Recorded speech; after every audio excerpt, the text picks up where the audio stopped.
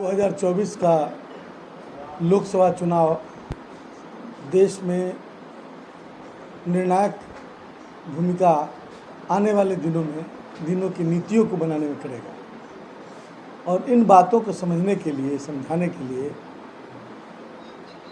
हर व्यक्ति सड़क पर है, हर नेता, हर पार्टी सड़क पर।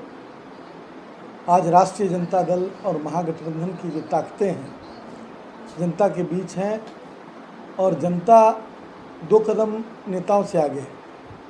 ऐसा लगता है कि जनता ने यह निर्णय ले लिया है कि क्या करना है, और जो निर्णय लिया है उसके कई आधार हैं।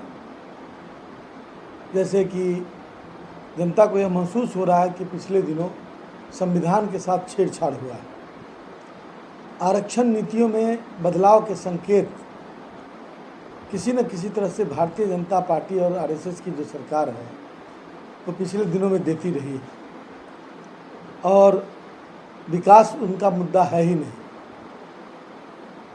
हम जनता के बीच रोजगार और विकास के मुद्दे को लेकर जा रहे हैं। रोजगार की जहाँ तक बात है तो पिछले दिनों जब बिहार में हम लोग की सरकार थी 17 महीने की, उस 17 महीने की सरकार ने यह सिद्ध कर दिया कि यदि इच्छा शक्ति है तो समस्याओं का समाधान हो सकता है। लगभग 5 लाख नौकरियों का वितरण कर तेजस्वी प्रसाद यादव जी के नेतृत्व में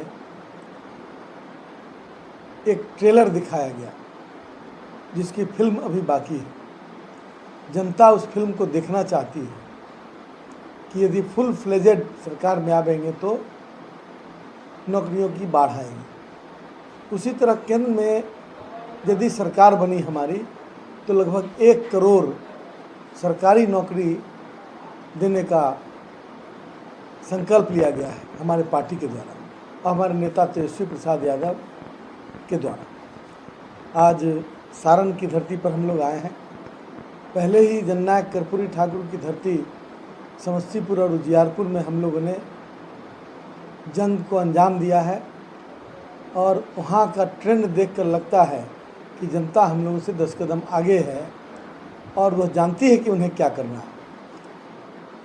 और पूरे बिहार में जाति पाति से ऊपर उठकर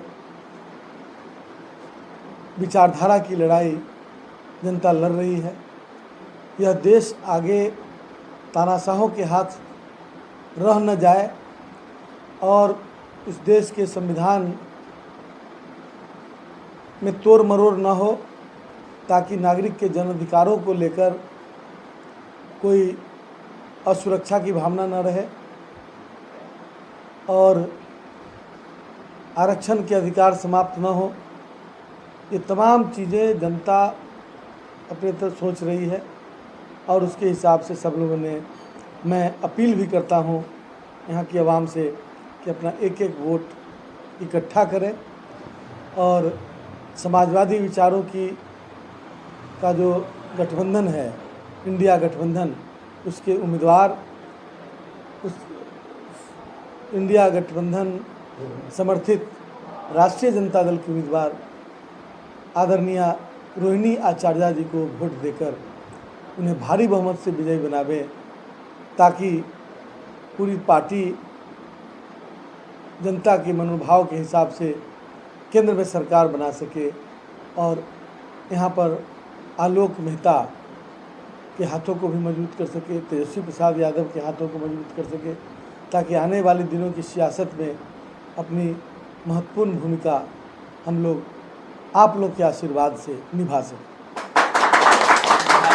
कहते हैं कि सारण प्रमंडल की 4, बिहार की 40 और देश में 400 सीट जीतेंगे, उससे क्या कहें? नहीं, भूलने से कोई रोक सकता है किसी को? और जितने 400 पार का जो जुमला है, इसे मैं जुमला ही मानता हूँ कि जुमला यदि कोई कहता है कि सही होगा तो वह तभी सही होगा जब ईवीएम में कोई भारी गड़बड़ी होगी, नहीं तो सवाल ही नहीं पैदा होता कि भारतीय जनता पार्टी की केंद्र में सरकार बने। तो ये जो 400 पार हमारे यहाँ भी ऐसे ही लोग चुनाव के पहले बोलते थे, लेकिन चुनाव के बाद उनकी भाषा बदली हुई। तो जैसे जैसे चुनाव हो रहा है उनकी भाषा बदलेगी और वो जनता अपनी सरकार बनाएगी इस देश में। क्या संदेश दीजिएगा?